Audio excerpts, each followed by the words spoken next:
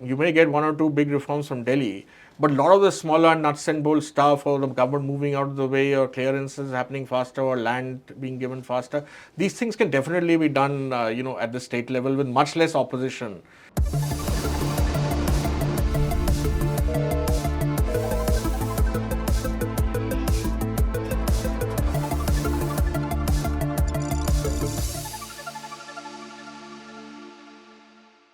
Hello and welcome to another edition of Capital Calculus. I am your host Anil Padmanabhan. On 15th August, Prime Minister Narendra Modi reiterated his government's resolve to grow the Indian economy into a developed status by 2047. This means India's per capita income will grow nearly sevenfold to $18,000. Is this even possible? Prime Minister Modi believes yes, we can. Accordingly, he has vowed to unleash this so called second generation hard nosed economic reforms within a finite timeline. But the thing is that several governments before him have claimed the same, but always failed to walk the talk. The big question is whether the National Democratic Alliance has the political will to go through with deregulation of the Indian economy. Because the sad reality is that today, Babu Raj, which manifests in the form of tax overreach and overregulation, has shackled Indian business and thereby the Indian economy. So it's a huge task to walk us through the possibilities of this great resolve that the Prime Minister laid before us. We have in our studios today Dhiraj Nayyar. He is the chief economist at Vedanta, an extremely astute observer of the Indian economy. Welcome, Dhiraj. Thanks, Anand. Dhiraj, I wanted to begin with the PM's address on 15th August, where he talked about the urgent need for reform. Now India, unlike China, had does not have rather facing the headwinds of global economy rather than the other way around. So it must build its own muscle to grow. What are your thoughts? No, I agree. I mean, we have to build our own muscle, but the only concern, and the Prime Minister made several references to self-reliance and Swadeshi and self-respect. To me, it almost sounded like 1947, the resolve of that time. But at that time we didn't achieve. We resolved, as you have said in your introduction, several times, but not achieved. But I think this time it might be different because obviously we are a very different economy from what we were the first time we tried self-reliance. And in 1991 we did decontrol. So I think what we did in 91 was move from decontrol to regulation. So I think maybe, and sometimes this is underappreciated. Maybe what you call the Babudam or the bureaucracy. That was the compromise then, that you're decontrolling, but you're moving to regulation. So now it's the tougher task, right? Because now you've got to move to deregulation and to basically the government not having a major role. So that bargain, I think can Prime Minister strike that bargain with his bureaucracy? I mean, he has a good relationship with the bureaucracy. He has empowered the bureaucracy in many ways. But now for the next step, for what he has pledged, to become a developed country, the only way, it's arithmetic. You've got to grow to reach that level. And, you will only reach that level if you grow by a certain quantum every year, say 8% plus. Right now we are doing 6.5%, which will also get us somewhere, but it will not get us where we want to be. So can that, bargain, because I think, frankly, Anil, we all know what is to be done. We've all spoken about it, written about it for, last 25, 30 years. But I think it's really how are you going to do it? And now comes the difficult, there are no low-hanging fruits as such. There may be a few, but it mostly requires the government to step out of the way of private enterprise, to not over-regulate, to do genuine ease of doing business. I mean, many things have been done, but it's so complicated, the Indian system, that a lot more needs to be done to simplify it. So can we achieve deregulation? the government actually in the budget announced a deregulation commission, but we haven't seen, that hasn't seen the light of day. And now the Prime Minister said there will be a task force. So let's see. I mean, I'm waiting for, unfortunately in government committees, task forces, commissions don't always, they lead to omission more than commission, if you know what I mean. But I think, the Prime Minister is a strong-willed person, and if he has publicly said this, and I think he realizes that the global economy isn't going to support us over this term of his government. I mean, Trump is there till 2028. The mood of the world is what it is. That's not going to change. We're not likely to get any tailwinds from outside. So whatever we've got to do. So in that sense, Atmanirbharta, which the Prime Minister also defined not in terms of autarky or looking within, but in terms of building your own capability and strength. But that has to come not by strengthening the government. It has to come by getting the government out of the way. So can he do that? I think is the big question. Actually, this is a great point you're making. And I've always been baffled by the fact that the same bureaucracy which shackles us, the regular people, are also the ones who have delivered in the last 10 years 40 crore bank accounts, 14 crore gas connections. So it's a little contradictory that they do perform either under guidance or duress, but when it comes to dealing with the retail people like us, we are made to run around circles, and business, of course, is another story. But to his credit, what you said is got great political will and some kind of self-belief. So he's on Monday, which is just after the weekend, just after he made his claim, he chaired a meeting.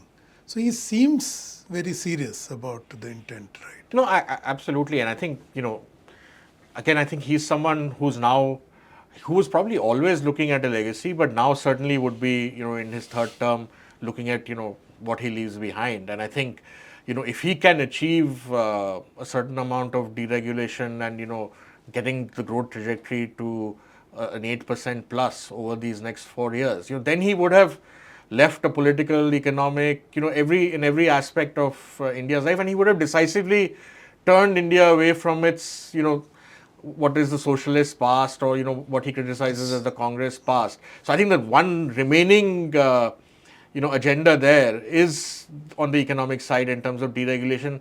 Let's move away from the mentality of the government as holding the commanding heights or the reins or what. So when you say they deliver those things, I think they can when they get into mission mode, when they get into accountability mode, which I've seen in my tenure in Niti Aayog, the Prime Minister demanding presentations, demanding accountability. But that's something they have to do. Now, this part is what they don't have to do.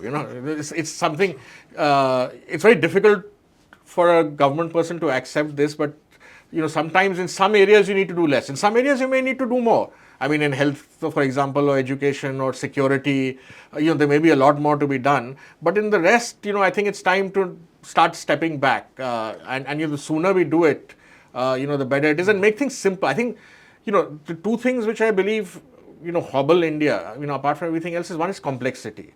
Our rules and regulations are very complex, and second, time consuming. So, for investors, and now that I've been on the industry side for a while and, seen through industry bodies and talked to many investors, these are two things, they don't mind an X rate of tax. But I think what you want is speed, what you want is certainty. And I think these are the things, if we can bring, to the system, then you'll see a rapid change. And this is difficult politically, but it's not difficult in terms of the economics of it. Administration wise, yeah. Just what you said is so true. India is facing fluid geopolitics. It's no tailwinds, actually facing headwinds. But that leads me to an interesting aside that India always does well in a crisis. So technically we are in crisis mode today. So whether it's 1991, whether it is COVID-19 pandemic, India has done very well and always rebounded. So can we expect the same today? I have always believed, and this is among my hypothesis, that the system is built in a way, including the administrative system and bureaucracy, that India will not be able to grow very fast in terms of double digits, 10% like East Asia. At the same time, we will not sink like Latin America or Africa. So, the system is built to preserve a certain, level of growth 5%. or performance, 6% or whatever. And I think, so when we end a crisis, the system immediately mobilizes to prevent any fall towards that, actual crisis of 1 or 2% growth. It moves to maintain 5 or 6%. So I think the system is such that it doesn't, I mean, and it's to its credit, I mean, that it holds things together. I mean, maybe that's what it was purposed for at that time, in 47, the administrative structures and so on. So I think crisis therefore becomes an opportunity. Because that's when the administrative setup, bureaucracy, all the people who you would normally not associate with taking action or moving at speed, they tend to mobilize. So I think in that sense, Mr. Trump has given us that window. I mean, not that I agree with what he's doing at all, but I think make the best of what there is, and there is a headwind there. There's no doubt. And you realize that you're alone, or that you can't rely on anyone, and the bureaucracy and the administrative system may want to move. So let's use this window. It may not be there forever, and I don't think we are in a 91 situation in terms of the crisis. Magnitude of crisis was very different, but we can expect a 91 type of reform. So I think that's where the parallel is. Let's do a set of reforms which puts us on a higher trajectory. True. So actually, so well said. The system is programmed to play defense and not offense. Correct. Right. So, but now. But at this point, defense may be offense, at least in terms of policy. True. Like defending the basic economy. So, but going to the offense part, he devoted a lot of time to GST in his speech.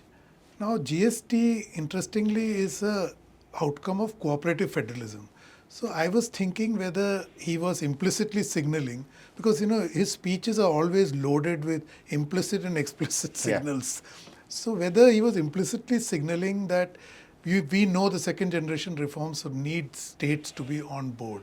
So by citing the example of GST and the success around it, whether this is a prelude to similar action on other fronts which are much needed. Yeah, and I think that's a very underestimated and underappreciated aspect of reform. What can be done at the state level, because in Delhi, of course, a lot of things have to be done here as well. But here, things get larger than life. There's the national media. There's a lot of attention to everything the national government does, and therefore certain things don't see the light of day because people are able to mobilize. But on the other hand, if you're in a state, A, affects a smaller set of people who are in that state, and B, certain political economy of certain states may be different. The India's political economy as a whole, I think, is slightly different from that of the individual states. So Gujarat is very different, very pro-business, very pro-entrepreneurship. There may be some of the South Indian states which have industrialized. They may have. So I think there are certain states which can easily lead the way in reform and more aggressive reform. And once they start attracting big ticket investment, then other states will be motivated to do the same. So I think in that sense, cooperative and competitive federalism, which used to be a big theme of Modi 1, and somehow has kind of faded as things have gone along. But I think that this is a good time to revive that, because I think you may get 1 or 2 big reforms from Delhi, but a lot of the smaller nuts and bolts stuff, or the government moving out of the way, or clearances happening faster, or land being given faster, these things can definitely be done at the state level with much less opposition. And so I think, again, in terms of strategy, how do you actually get some of the reform we're talking about? And a lot of the subjects are either concurrent or state subjects. So the states can do it constitutionally. So I think, again, if he is signaling that, and I hope he is, and GST, of course, is a long overdue reform, so I'm glad it's happening now. The reduction in number of slabs and lower burden, etc. I think there are several other reforms which we talk about regularly, which can be done at the state level. Right.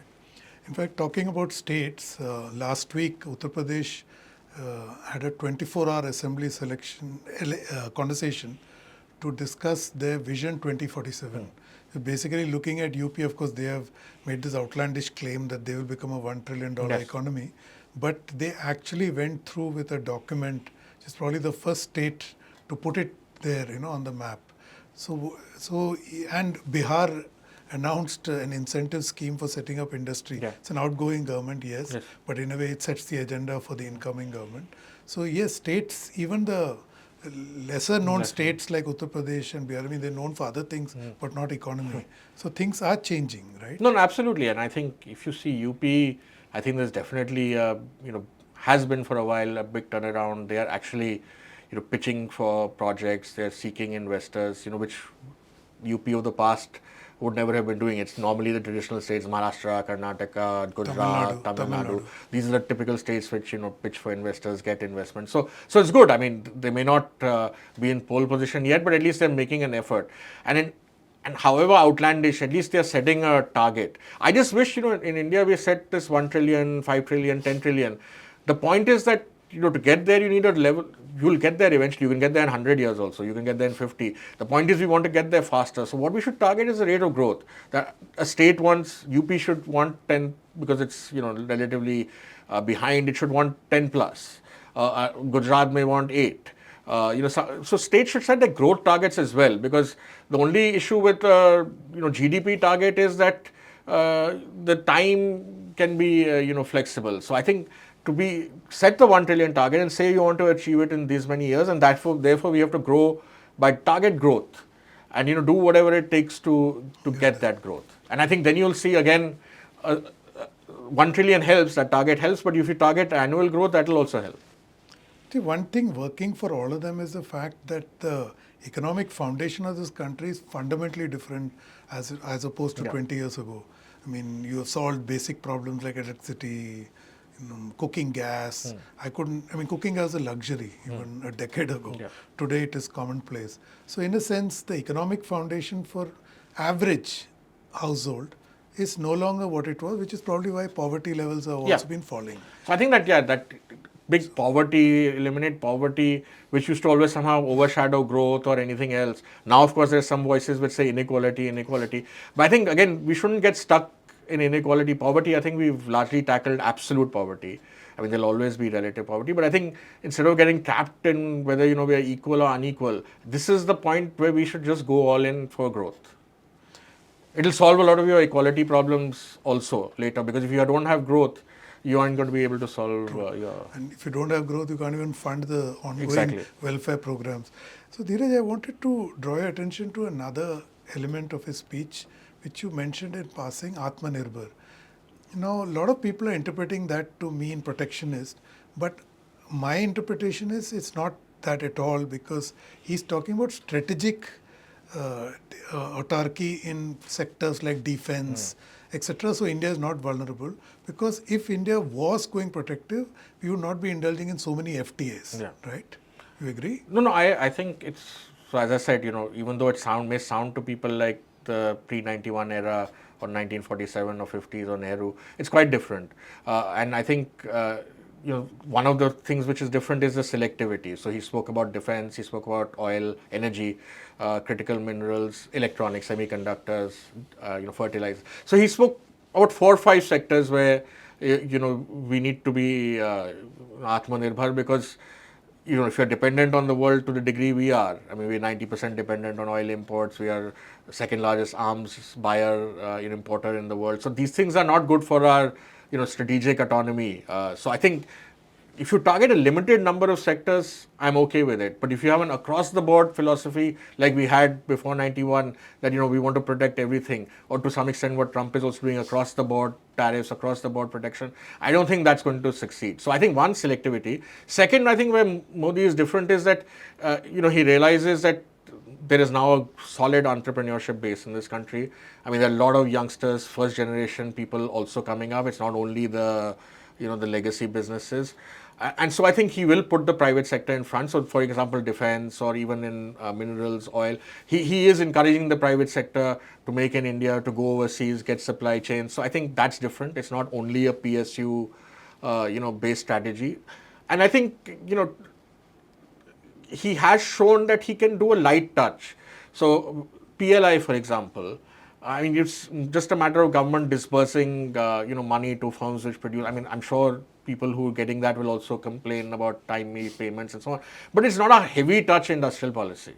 It's more American style than, Chinese style. And I think for a country like ours, we can't get into the complexity. We don't have that state capacity of Chinese style interventions. But American style, give subsidies, procure defense, this kind. So I think he's got it broadly right in terms of, where he is targeting this Atmanirbharta.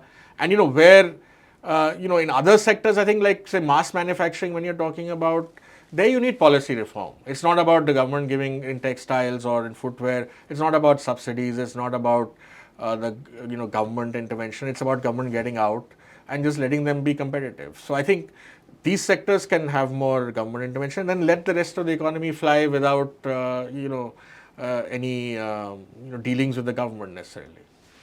So staying on that theme, because we going back to deregulation, the whole Yeah. debate, and it's like you said, not rocket science. Everyone knows what needs to be done, but no government has done it so far. But this year's economic survey, coincidentally, has a full chapter devoted towards deregulation. So, I mean, I don't understand this logic of a task force, like you Yeah. said, deregulation commission. This is again, creating red tape which will tie us in these kind of media knots and get great headlines. But so, is there a risk that India will And then again you'll blow this chance? Yeah, and you'll have a 300-page report with 1,000 recommendations, which will gather dust because somebody will find 5 objectionable things in there. So instead of all that, I mean, we already know, and there are a lot of experts out there. You can talk to industry, you can talk to others who've done research on this subject. Pick 20, or even if you want a task force, say 2 weeks. Tell us the top 20 things which can be done at the center and top 20 things which can be done by states. End it there. Don't get into large analysis. We don't need it. We already know consequences, causes. We know all of that. To sort of reinvent that entire thing in another gigantic report, which will take 6 months, and then it'll be deliberated for another 6 months. Then it'll be implemented over God knows how long. So let's just cut short the approach. You want to set up a commission task force, do it. Tell them in 2 weeks or 4 weeks to deliver a select set of recommendations, rather than be exhaustive and go into 1,000 or 2,000 recommendations, which are the most important 20 things which can be done at the center, and 20 things which states can do, and push it. In fact, you're so correct. I just want to read from the economic survey, which gives n number of examples, all of which can be actually sorted by executive order, the famous Trump executive order. Yeah. So, to give you an example, this economic survey says that you have 644 working inspectors available to oversee compliance in 3,21,000 factories in the country, which means 500 factories per inspector. This is ridiculous. It will never happen. And simple rules like setback of land, which is apparently costing us like 500 jobs each factory. Multiply it with this 3,21,000, you probably have solved your jobs problem with this. So, which means end of the day, we come back to walking the talk, right? Yeah, and you can come up with creative solutions. For example, when you're talking about inspections or norms, there'll always be norms, right? In any country, in any society, industry has to follow certain norms. So it's not like you're going to do away with them. But like we do in income tax, at the first instance, you can self-certify. The government can say, look, these are the 10 things you've got to follow. You commit, in writing that you'll follow them. Then you can do an audit, like it happens with tax, and if you find this violation, impose a penalty. But let's just speed up the system. I mean, there are a lot of pragmatic reforms. So no one is saying that do away with any checks and balances or any rules. That's not the objective. That's not deregulation. Is remove the unnecessary cobwebs and complexities. Just make it simple. These are if you want to set up a factory, these are the 10 things we want you to do. You certify you're doing them, and go ahead, we'll audit it. And if you have an existing factory, these are 10 things you don't have to do anymore. Exactly. Yeah. So I mean, keep it simple. I mean, ultimately, as I said earlier also, I mean, the value of simplicity in this country, we don't appreciate. Just keep, in other countries, for example, I think Amitabh Kant once, when he was in Niti Aayog, said, no laws should be more than 5 pages and no set of rules should be more than a page, something like that. But I think that's, we have gigantic laws, gigantic rules. So these all add to unnecessary. I mean, keep the most critical things, I come from the mining sector right now. If you see laws from Australia or, other mining countries, very simple in 5 or 10 pages, right? And these are great mining countries. We have similar geology, but we're not able to do it because it's so complex. That's why foreign investment 100% opened this sector for years, including oil. But nobody comes because they're just, wary of the time it will take, the money that will be sunk, the uncertainty. Getting stuck in So, red so, tape. so I think this is not, rocket science. It's not, something which needs a team of economists to, sit and ponder over. I mean, I think this can be done. So I think if the Prime Minister really, and I've seen he can, give a clear vision and clear, action plan to his administrators, and they have followed it through in a number of other areas. So I hope that something similar happens here without too much time being taken. Just do it. So, great note to sign off on. Just do it. As Dhiraj has rightly summed up, enough talk, time to walk the talk. Because previous governments have done this and got the country nowhere. So, presumably, this is the moment that India will indeed wrestle and overcome Babu Raj, just like it overcame License Raj. We'll have to wait and see how this plays out. Thank you for watching. Don't forget to subscribe to StratNewsGlobal.Tech on YouTube. Hit the bell icon so that you don't miss any updates. And please to share your thoughts, ideas and suggestions with us. I'm available on X at Capital Calculus. I'll be back next week with another episode. Till then, stay safe.